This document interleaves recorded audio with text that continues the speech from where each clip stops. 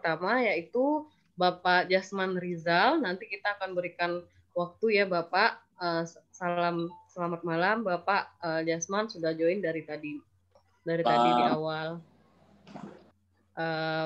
Beliau adalah juru bicara Satgas COVID Sumatera Barat, selaku juga Kepala Dinas Kominfo Sumatera Barat, dan kabarnya orang ketiga ya Pak yang divaksin di Sumatera Barat tadi ya Pak.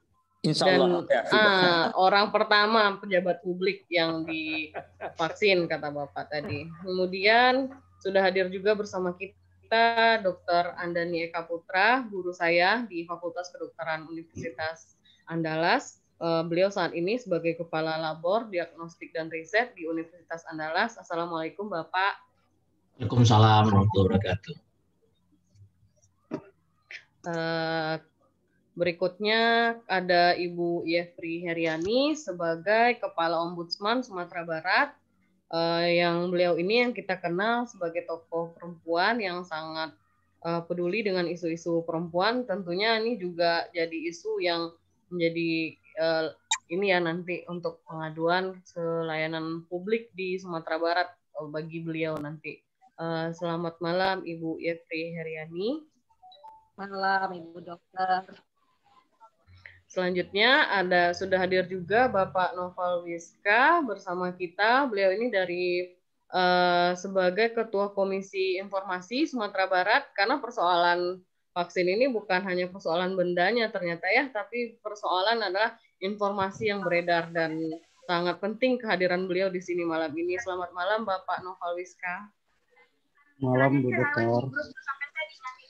Selanjutnya ada Kanda kita, keluarga besar pelajar Islam Indonesia yang saat ini juga menjabat sebagai Ketua KPID Sumbar. Ada Bapak Afriendi Sikumbang. Beliau ini juga menjabat sebagai Ketua Asosiasi Pengacara Syariah Islam, Syariah Indonesia atau APSI. Selamat malam Bang Afriendi. Selamat malam. Mungkin sedang ini beliau. Iya Bang. Oke, terakhir ada Bapak Sultanul Arifin. Beliau adalah Ketua Komnas HAM Sumatera Barat yang katanya nih Pak, untuk menerima dan menolak vaksin itu adalah hak asasi manusia. Jadi orang sekarang minta perlindungan nih dari Komnas HAM. Saya nggak mau divaksin gitu katanya. Padahal dari orang-orang yang ingin terlindung ya Pak ya, juga ingin HAM-nya dilindungi. Mereka ingin terlindungi dari orang-orang yang menolak divaksin. Nah, gimana itu, Pak?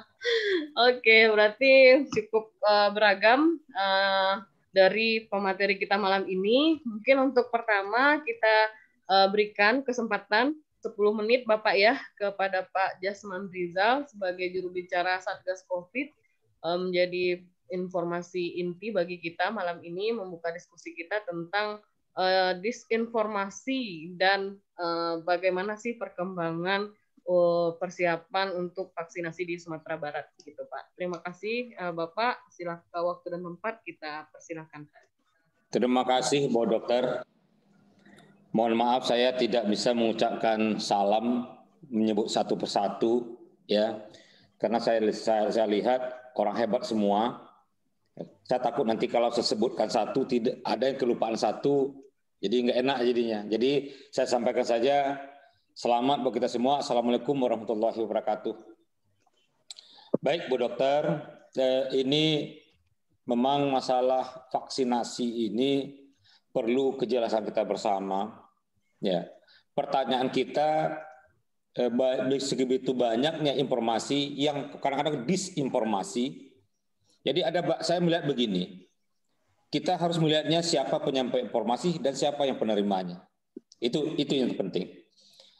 Sebetulnya kalau kita lihat ini sederhana sebetulnya, masalah vaksinasi kan sama dengan imunisasi biasa itu.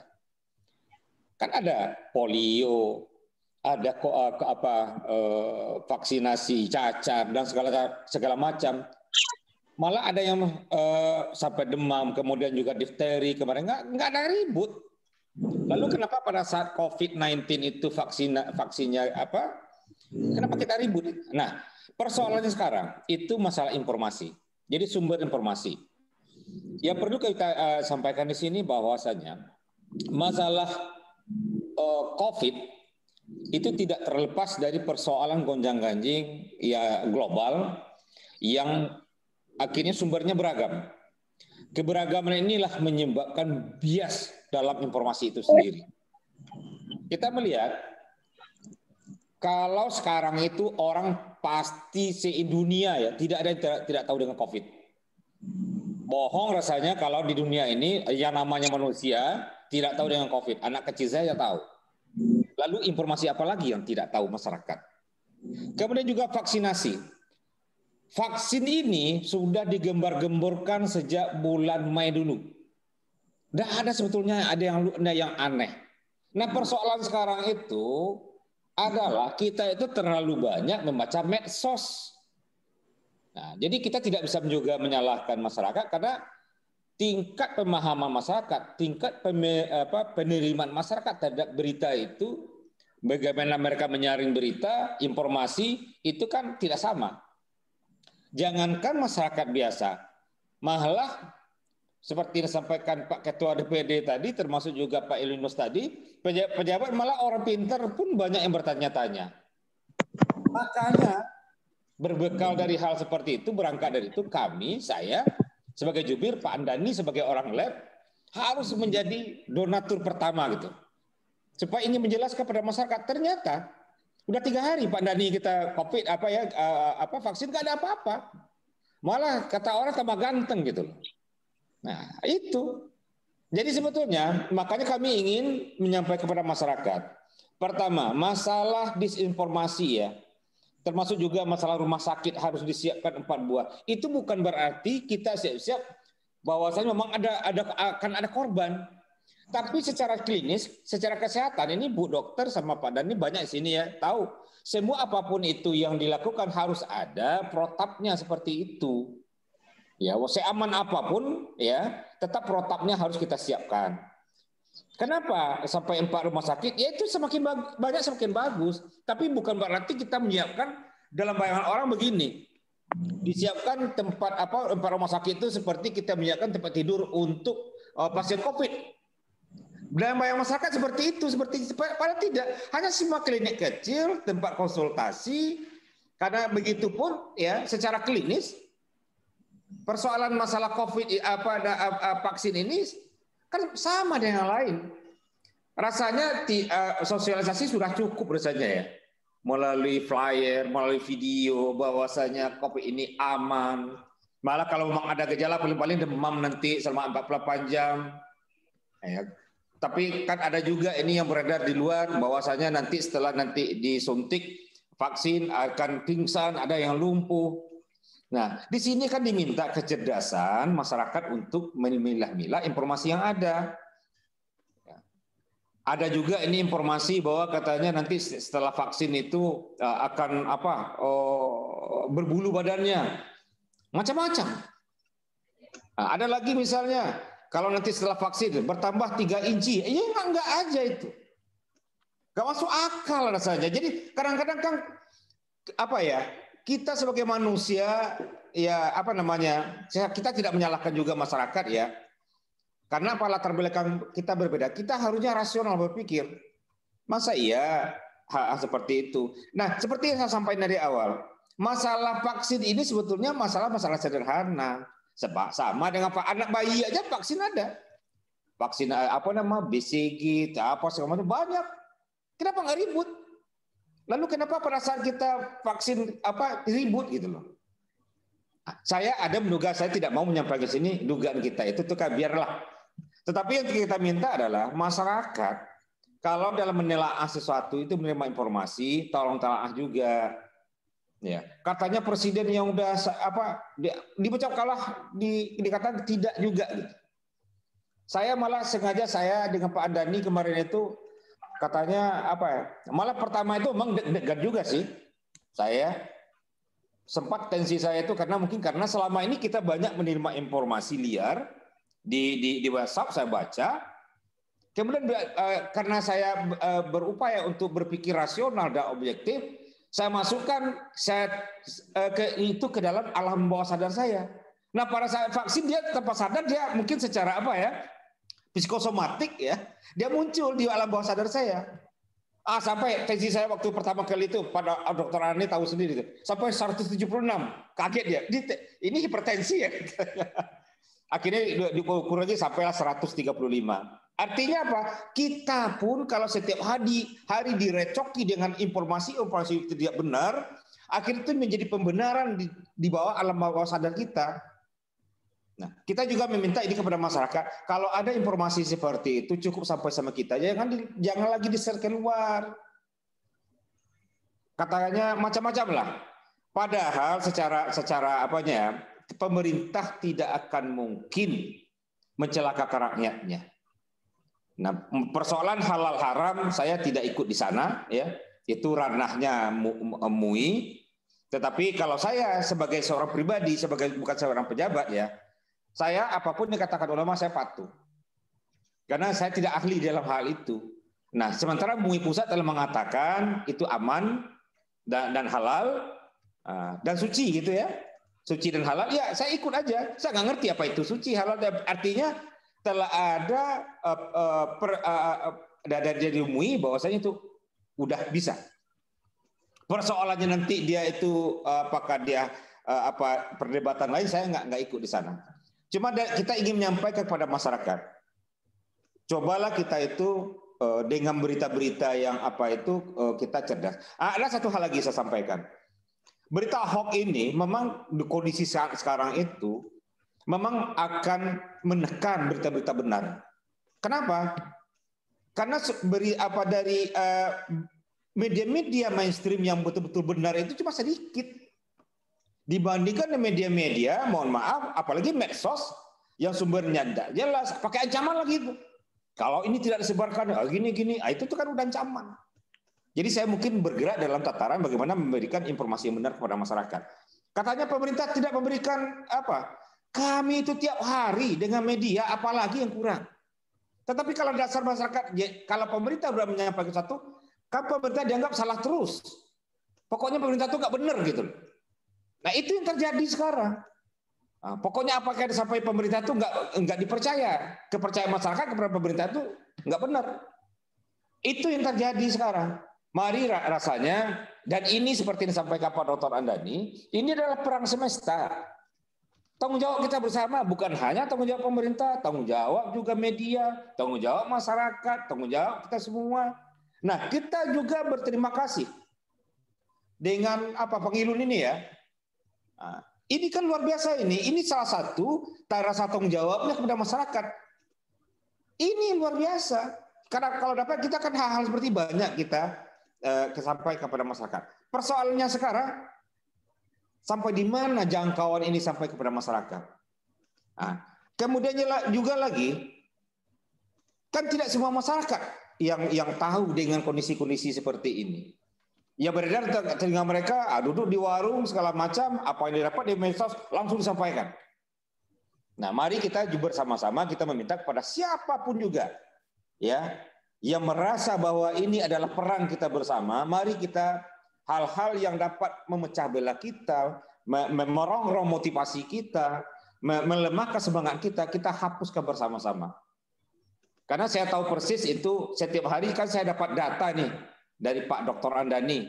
Nah, kalau dari Dr. Andani tiap pagi itu udah kirim data sama saya, kemudian kita telaah, ya, kemudian dijadikan data dari sumber datanya itu betul-betul sangat dan itu kebanyakan sekarang itu di Sumatera Barat yang itu ya justru secara nasional ini Pak Dadi bisa ceritain nanti ini.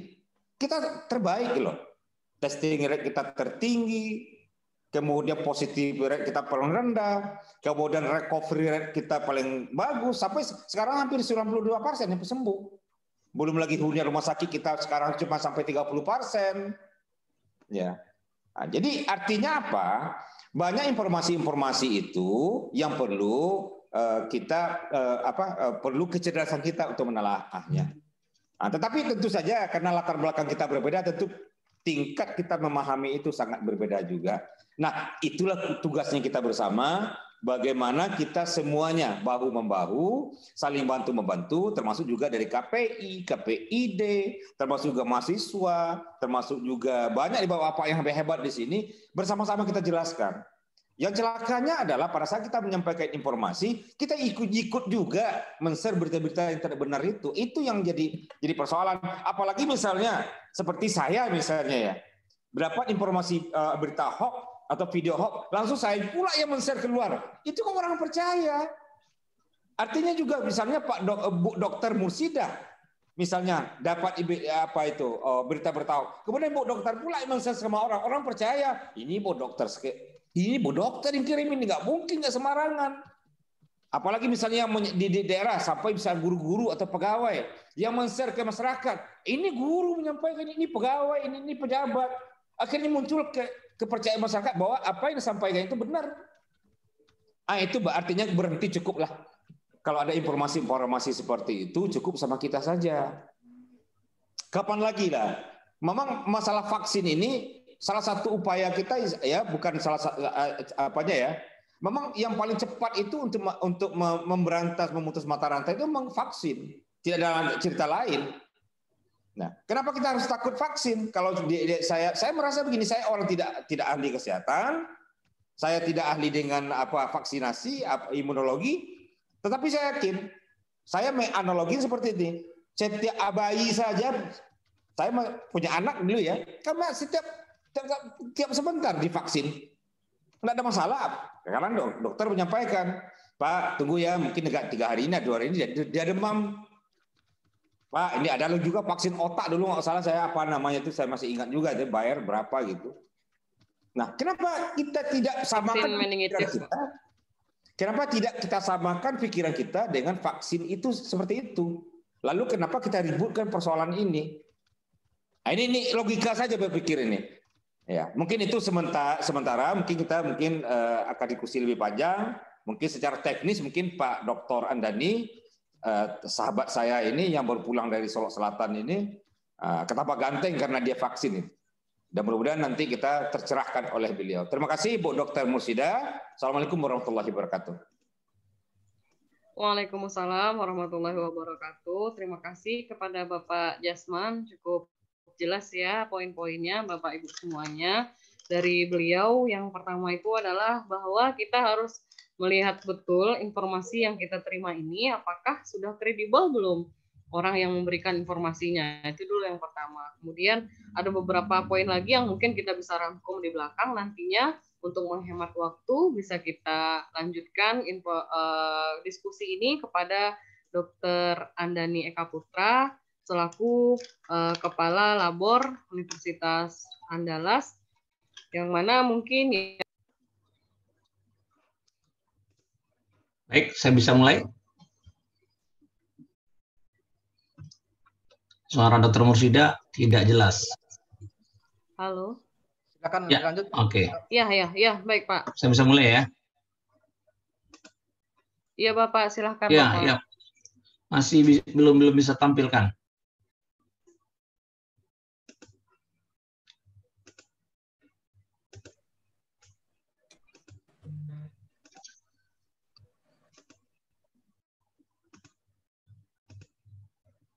Baik, terima kasih. Bismillahirrahmanirrahim. Assalamualaikum warahmatullahi wabarakatuh. Yang saya hormati ini panitia, Pak Buya Yunus, Ketua KBPII, kemudian Bapak Ibu semua yang hadir pada malam ini yang tidak bisa saya sebutkan satu persatu, karena seperti kata Pak Jasman tadi, Kakanda Jasman tadi, saya takut juga salah sebut, ada yang tertinggal. Jadi terus terang saya katakan ini sudah lama, saya tunggu kapan kita bisa jelaskan sedikit mengenai vaksin. Kebetulan saya juga menjadi anggota konsorsium pengembangan vaksin nasional sejak tahun 2014. Itu sudah mengembangkan bermacam-macam vaksin ya, vaksin human papillomavirus, tuberkulosis, kemudian hepatitis dan sebagainya. Namun tidak gampang mengembangkan vaksin. Terus terang saya katakan tidak gampang mengembangkan vaksin, butuh waktu dan proses. Insya Allah semoga saat ini pun sebenarnya kita di lab pusat diagnostik dan riset penyakit infeksi juga berancar-ancar untuk mengembangkan kandidat vaksin sendiri. Kita sudah dapat lampu hijau dari Bio Farma. Kalau SIP kita berhasil, pengujian kita berhasil, kita bisa menggunakan platform mereka menggunakan sel jamur atau yeast ya. Itu yang kita dapat kesepakatan dengan mereka.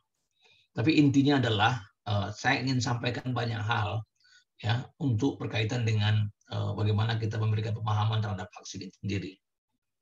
Saya lanjut. Yang penting sebenarnya prinsipnya adalah kita bekerja. Bagaimana kita bekerja ya. Tidak penting di mana kita berada. Yang penting bagaimana kita selalu untuk memberikan pekerjaan yang baik bagi masyarakat kita. Nah, ini kalau kita lihat yang lucu-lucu aja cerita kita adalah kita sebenarnya apa yang mau kita selesaikan dalam pandemi ini. Kita mau menyelesaikan air yang tergenang karena bocor, ya kita sediakan ember atau bagaimana? Nah, sebenarnya dalam konsep pandemi, ya dalam konsep air ini ya kebocoran pada atap ini sebenarnya adalah bukan membersihkan air tergenang, bukan menyediakan ember yang penting, tapi bagaimana menutup kebocoran ini. Ini prinsip yang penting sebenarnya dalam menangani pandemi. Kalau kita arahkan ke pandemi, bagaimana ceritanya? Tentu ceritanya adalah fokus kita bukan mengobati orang di rumah sakit, tetapi bagaimana kita mencegah orang terinfeksi. Nah, ini tugas kita sebenarnya, bagaimana mencegah. Ya, jadi bukan kalau kita hanya membersihkan, hanya mengobati orang di rumah sakit, nanti bisa-bisa kapasitas rumah sakit tidak bisa menampung jumlah orang. Ini terjadi di Jawa sekarang. Jawa dan Bali sekarang. Rumah sakit tidak sanggup menampung karena kita cuma tidak usah periksa banyak-banyak dan sebagainya. Semalam kita diskusi lama dengan Pak Menkes, salah satu bahasan adalah bagaimana kita tingkatkan testing. Seperti yang dilakukan oleh Sumatera Barat. Terus terang saya katakan, Pak Menkes beberapa kali pertemuan sangat mengapresiasi apa yang kita lakukan di Sumatera Barat berkaitan dengan testing, karena itu upaya yang paling bagus dalam mengendalikan pandemi. Prinsipnya adalah tangkap orang-orang yang berpotensi sebagai penular. Ini adalah tujuan pengendalian pandemi sesuai dengan Permenkes ya, memperlambat dan menghentikan laju transmisi.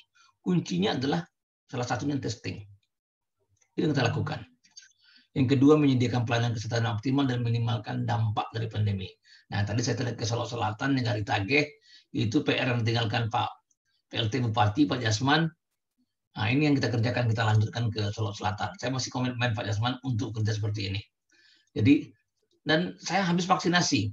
Jadi habis vaksinasi kemarin hari Kamis, Jumat saya ke Solo Selatan dan nyetir sendiri.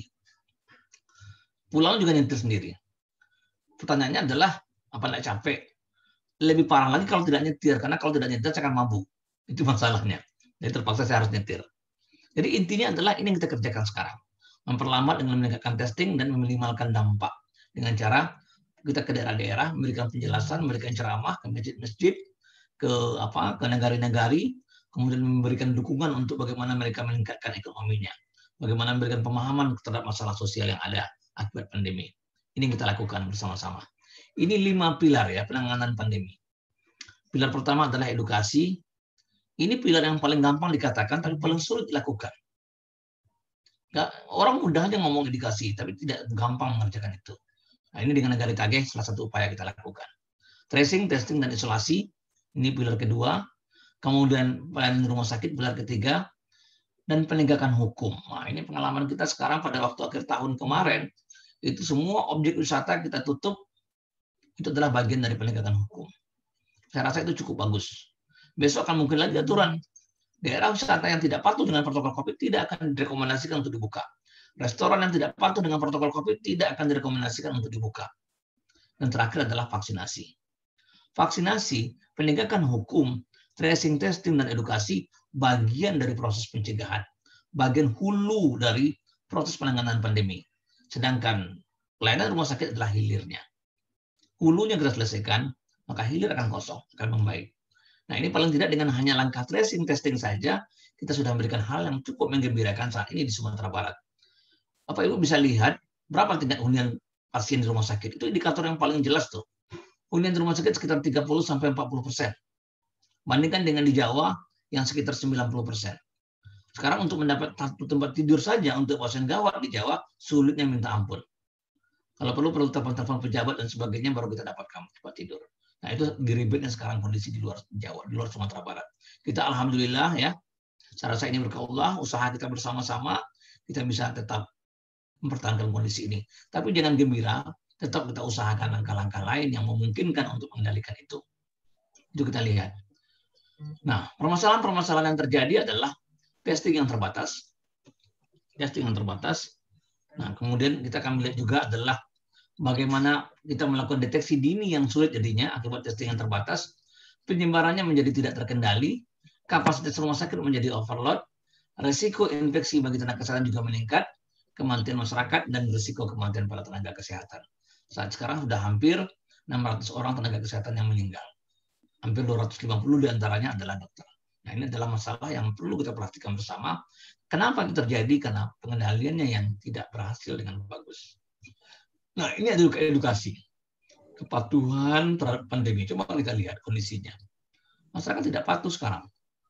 Bagaimana mereka kita lihat menjaga jarak, bagaimana memakai masker, sudah menurun.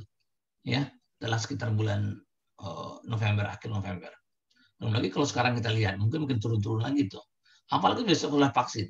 Mungkin mereka bilang, tidak apa-apa lagi, sudah selesai masalahnya, karena sudah divaksin. Jangan gantungkan hidup pada vaksin. Vaksin adalah bagian dari upaya kita, tapi tidak semuanya kita bisa selesaikan dengan vaksin. Ini yang harus kita pahami, apalagi efektivitasnya pada pada laporan pertengahan, kalau istilah saya laporan pertengahan, sekitar 65%. Dan bukan tidak mungkin laporan akhir nanti efektivitasnya di bawah 50%. Lanjut. Ini adalah vaksin, pengembangan vaksin.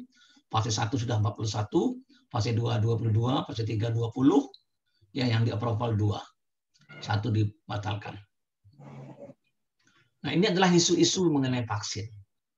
Isu-isunya adalah yang seperti kita tahu, kita menggunakan vaksin yang diinaktivasi ya dari SARS-CoV-2 dengan menggunakan vaksin Sinovac. Masalah-masalah adalah masalah apakah vaksin itu aman? Apakah vaksin itu halal? Apakah efektifkah vaksin tersebut? Bagaimanakah risiko terinfeksi orang yang divaksin dengan orang yang sudah sembuh dari COVID? Apakah berbeda vaksin antara pejabat dengan masyarakat? Apakah ada efek samping daripada vaksin? Sehingga sampai menyebabkan 4 rumah sakit. Ini pertanyaan-pertanyaan yang banyak berkembang di masyarakat sekarang berkaitan dengan vaksin. Saya jelaskan terakhir nanti. Ini pendapat orang vaksin di luar ya. Ini orang 24,7% agak setuju vaksin. Absolutely. 46,8% setuju vaksin. Hanya sedikit yang tidak setuju vaksin, ini di luar. Kalau kita tanya di Indonesia, mungkin angkanya akan lebih jelek lagi. Ya, karena pemahaman yang berbeda-beda. Nah, konsep vaksin. Ya, konsep vaksin itu sebenarnya adalah bukan menghasilkan antibodi. Kita perlu luruskan dulu. Sehingga muncul pertanyaan, oh antibodi itu kan cuma tahan 4 bulan sampai 4 bulan sampai 6 bulan. Berarti vaksin juga tahan 4 bulan sampai 6 bulan. Salah. Konsep vaksin adalah dia menghasilkan sel memori, sel pengingat. Itu yang penting. Jadi begitu virus baru masuk, oh langsung selnya ingat, oh ini udah kenal saya. Masalahnya adalah kalau virusnya bentuknya berubah. Sel pengingatnya jadi nggak tahu lagi, oh nggak tahu saya gini, udah kenal saya. Maka orang itu akan terinfeksi. Nah ini harus kita lihat. Jadi prinsip daripada vaksin itu adalah sel pengingat. Itu yang penting. Ya, seperti kita tahu ada 2 kelompok, ada sel namanya saya cuma sampaikan aja secara garis besar, ada sel B, ada sel T. Tapi intinya adalah masing-masing punya sel memori atau sel pengingat. Itu tujuan vaksinasi. Membentuk sel pengingat, bukan menghasilkan antibodi. Ya, kalau antibodi berarti 4 bulan 6 bulan habis vaksinnya. Jadi di fase awal antibodi itu kan terbentuk. Begitu virusnya yang di bahan vaksin tadi habis hilang, maka antibodi dalam 4 bulan juga akan hilang. Tapi sel pengingatnya tetap ada. Begitu dia masuk virus berikutnya, maka sel ingat itu akan tahu, oh ini kenal saya, ini kenal saya. Berapa banyak sel pengingat dalam tubuh kita? Banyak sekali. Dia sifatnya spesifik dengan patogen atau kuman yang masuk. Sifatnya spesifik sekali. Nah ini harus kita lihat. Ini adalah contohnya ya. Nah, jadi begitu ada satu kuman ya, dia akan berkembang ke ini adalah sel pengingat. Ya, saya tidak perlu jelaskan terlalu jauh. Ini adalah sel B, kemudian begitu ada patogen, dia membentuk sel pengingat. Ini aja. Jadi kita tidak lama-lama bahas ini. Nah, ini adalah jenis-jenis vaksin. Ya, jenis-jenis vaksin. Ada RNA vaksin dari komponen virus, ya, single stranded, 1 untai. Ada DNA vaksin, 2 untai. Ada vaksin itu dimasukkan ke dalam virus lain untuk membawa DNA virus. Seperti ini. Ada virus-like partikel seperti komponen virus, hanya komponen tertentu saja yang dimasukkan. Nah, ini yang kita kembangkan adalah protein subunit. Ada inactivated virus, ya, seperti yang dikembangkan oleh Sinovac. Nah, ini adalah model-model jenis-jenis vaksin yang banyak dikembangkan di lapangan. Kita tidak perlu terlalu dalam ke sini, ya. Nah, ini adalah tahap perkembangan vaksin. Kita bisa lihat, ya. Yang pertama adalah orang menganalisa virusnya, ya, bagaimana respon imunnya dan sebagainya. Kemudian vaksinnya mulai dikembangkan, kemudian diuji pada hewan coba, ya, diuji pada hewan, kemudian diuji pada manusia, kemudian disepakati atau disetujui keluar approval-nya atau lisensinya, baru diproduksi vaksinnya. Ini tahap-tahap, ini panjang sekali tahapan pengembangan vaksin. Kalau kita lihat fase preklinis, ya, ini adalah pada animal trial menggunakan tikus, menggunakan kera, dan sebagainya. Fase 1, lebih dari 100 partisipan, ini adalah melihat safety-nya, keamanannya. Ya, keamanannya. Ini penting. Fase 2, itu untuk lebih banyak lagi orang, ya. Lebih banyak lagi orang, berkaitan dengan keamanannya, bagaimana respon imun yang ditimbulkan, dosis yang cocok, waktu pemberian, dan cara pemberian. Itu adalah fase kedua. Fase ketiga, ini dengan ribuan orang, ya, berkaitan dengan keamanan juga, berkaitan dengan efek samping dan sebagainya. Tapi lebih banyak kepada efektivitas daripada vaksin. Jadi kalau kita tanya, keamanan vaksin itu sebenarnya udah pada fase 1, fase 2, keamanan vaksin itu udah nampak. Sudah terlihat fase 1, fase 2. Dan nampak fase 1, fase 2 itu aman atau tidak. Jadi kalau kita bertanya vaksin, apakah vaksin Sinovac itu aman? Dia sudah melewati fase 1 dan sudah melewati fase 2. Kalau saya katakan dia aman, maka kita berani gunakan. Ya, tidak ada masalah. Yang penting itu adalah bagaimana kita mencoba, ya, yakin dengan apa yang sudah dikembangkan secara saintifik. Ini adalah tahap-tahap pengembangan vaksin. Kalau kita lihat, ya, ini polanya. Jadi dari penemuan, uji preklinis, ini merancangnya fase 1, fase 2, ya, dan fase 3. Efektivitas lebih banyak pada fase 3. Jadi kalau kita tanya efektivitas, lihat fase 3. Fase 1, fase 2 lebih kepada keamanan. Fase 1 pada orang sehat. Jadi tidak banyak orang digunakan di situ. Ya, ini adalah konsep daripada pengembangan vaksin. Nah, kita lihat sekarang pengembangan vaksin. Ini adalah berpacu dalam mengembangkan vaksin karena duitnya banyak juga di sini soalnya. Ini bisa kita lihat, ya, ada vaksin RNA bisa dikembangkan oleh Moderna, ya, Pfizer mengembangkan vaksin RNA. Ini butuh suhu yang sangat dingin, ya, tidak bisa sembarangan. Kemudian vaksin DNA, ya. Kemudian ada juga vaksin-vaksin yang inactivated, yang virusnya sudah dimatikan, seperti banyak dari Cina, ya, Wuhan dan sebagainya. Ini biasanya menggunakan isolat dari Cina sendiri. Jadi isolat awal Cina. Nah, permasalahannya adalah bagaimana kalau isolatnya berbeda dengan yang masuk ke Indonesia. Maka salah satu diskusi kita dengan Pak Menkes adalah kita perlu melakukan analisa isolat kita sendiri. Insya Allah besok kita mulai, minggu depan sudah mulai analisa isolat penyebab COVID di Sumatera Barat. Besok kita coba analisa. Kita akan bandingkan apakah virus kita pada bulan April, Mei sama dengan virus kita pada bulan Oktober, November. Kita akan bandingkan. Di situ akan terlihat efeknya. Ini adalah virus protein subunit, ya, seperti Novavax. Itu adalah protein. Jadi protein-protein yang ada di virus. Ada banyak jenis protein virus. Yang paling banyak digunakan adalah spike protein, ya. Jadi protein yang menonjol dari virus yang paling berhubungan dengan penempelannya pada sel manusia. Nah, ini adalah berapa lama pengembangan virus vaksin? Kalau untuk kondisi normal, ya, kondisi biasa 10 sampai 12 tahun, ya. Tapi kalau pengembangannya untuk kondisi COVID bisa lebih cepat lagi, ya, bisa lebih cepat lagi, 1 bulan, 8 bulan, 41 bulan. Ini estimasi yang paling jauh, ya, 41 bulan. Tapi yang paling cepat 8 bulan bisa dikembangkan. Ini yang terjadi sekarang, 8 bulan siap. Mau cepat lagi 1 bulan bisa. Nah, ini adalah waktu yang dibutuhkan untuk pengembangan vaksin. Artinya ada proses percepatan. Ya, ada proses percepatan. Kita lihat ini adalah pengembangan vaksin, ya. Dimulai ini adalah crash-nya satu duel, ya, untuk pengembangan CanSino 29 Juni 2020, ya. Dia mulai mengembangkan vaksin, sudah disetujui oleh Angkatan Darat Cina, ya. Ini sudah langsung cepat disetujui. kemudian Agustus masuk Sinovac, ya, Oktober masuk juga untuk Rusia, vaksin Rusia, dan seterusnya. Artinya inilah pola perkembangan vaksin. Indonesia belum nampak di sini, karena belum masuk kepada uji praklinis. Jadi kalau kita sudah masuk uji klinis, seperti baru akan terlihat bagaimana perkembangan vaksin kita. Tapi intinya adalah sangat banyak tahapan-tahapan yang harus kita lakukan. Ini adalah perkembangan vaksin ya. Vaksinnya bisa dari RNA vaksin, bisa dari spike protein seperti saya katakan tadi ya. Ini adalah vaksin ya, vaksin fase 1, fase 1 2 bisa digabung, fase 2 dan fase 3. Jadi kalau kita lihat, kita dalam memahami pengembangan vaksin, kita harus tahu dulu perkembangan virusnya, kita tahu dulu bagaimana pola transmisinya, ya. Kita harus butuh penelitian-penelitian bagaimana karakteristik virus dan sebagainya, ya. Kita harus tahu bagaimana pendapat masyarakat, ya, bagaimana kepatuhan masyarakat dan sebagainya, bagaimana kemampuan testing.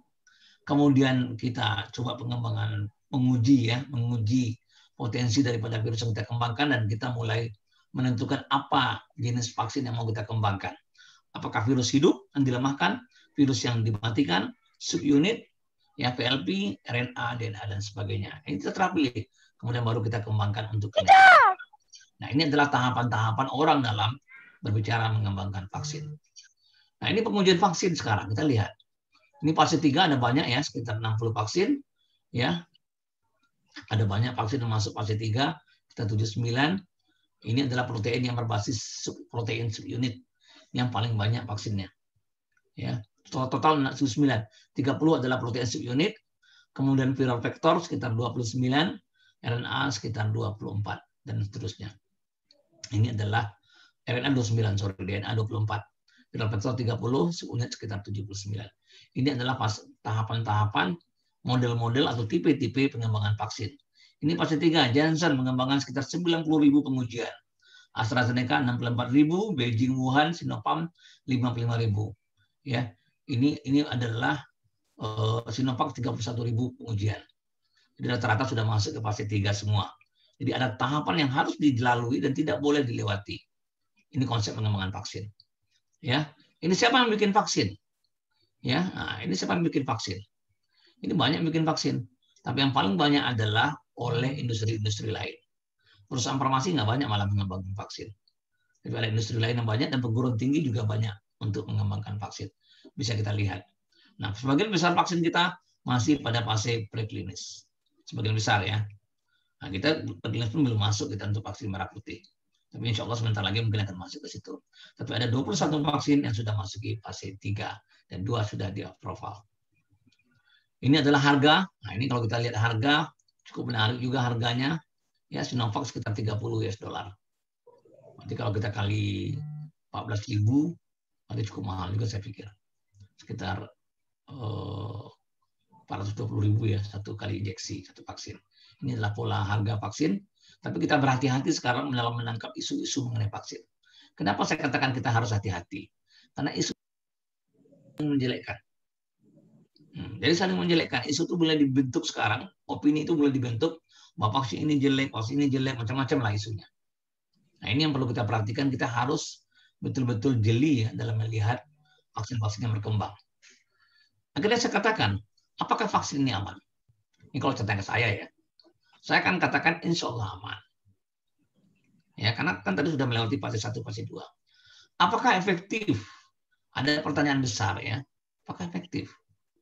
Terlepas besar atau kecilnya efektivitasnya, anggaplah ini bagian dari ikhtiar atau usaha untuk menuntaskan pandemi.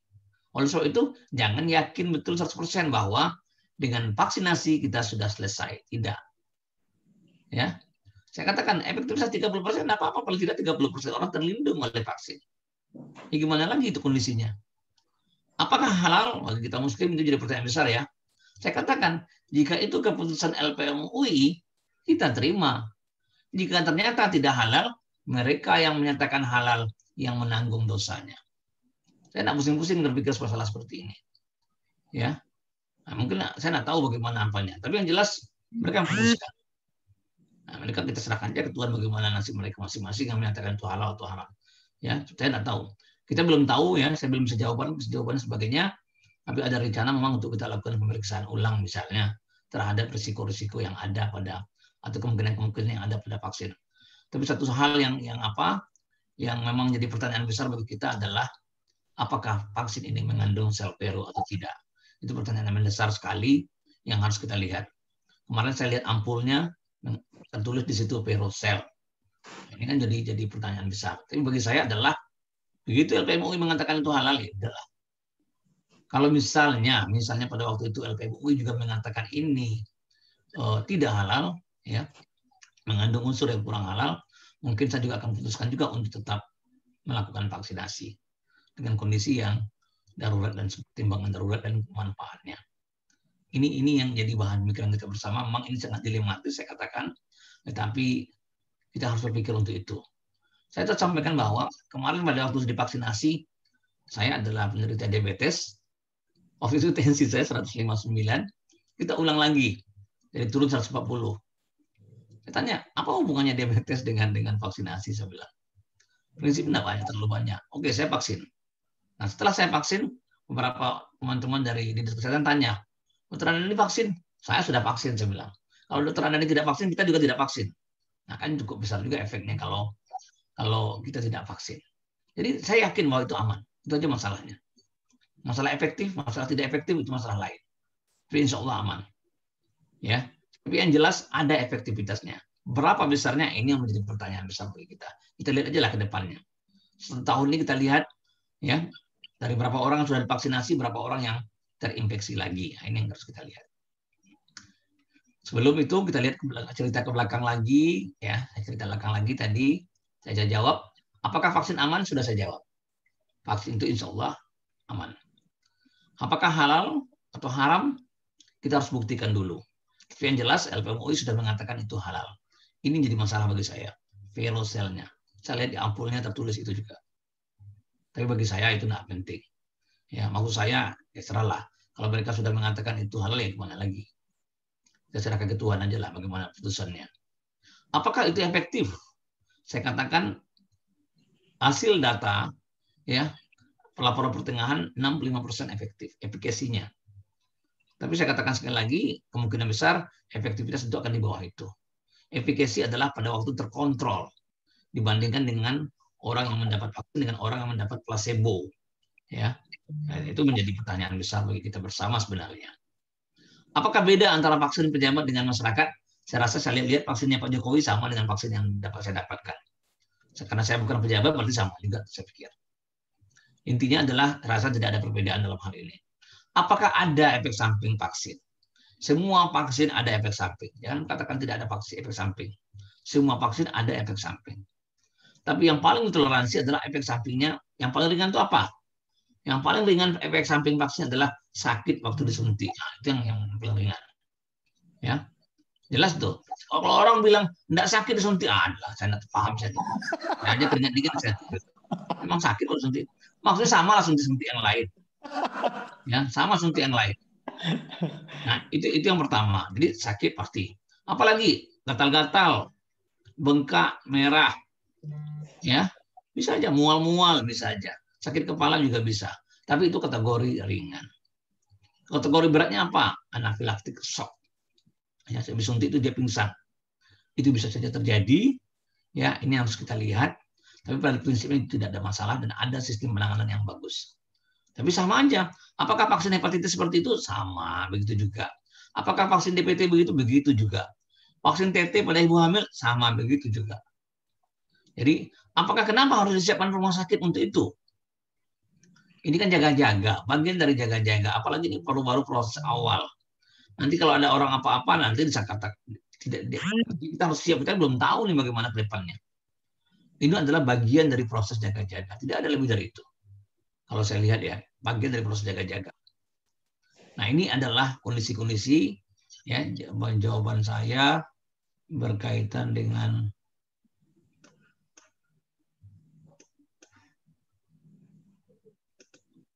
sudah. Ya.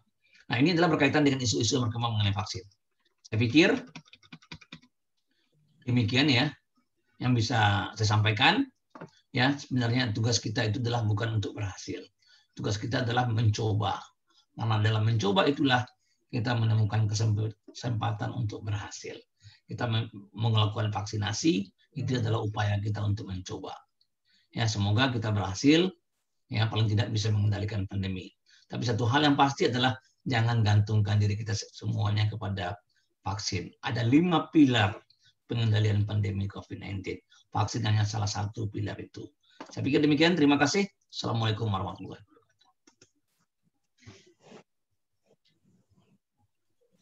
Waalaikumsalam warahmatullahi wabarakatuh. Terima kasih Bapak atas penjelasannya, cukup lengkap ya barangkali bagi Bapak Ibu semuanya yang bertanya-tanya gimana sih prinsip tentang vaksin ini, kemudian penanganan kenapa perlu divaksin, dan juga ada banyak sekali pertanyaan yang sudah beliau jawab karena memang rata-rata pertanyaan masih seputar tentang keamanan, kehalalan, kemudian efektivitas, dan ada beberapa pertanyaan lain yang juga sudah dijawab yang sesuai dengan yang ada di kolom chat. Namun tentu saja masih banyak sekali pertanyaan dari Bapak Ibu semua yang belum terjawab, dan kita lanjut kepada pembicara kita selanjutnya, yaitu Bapak Novel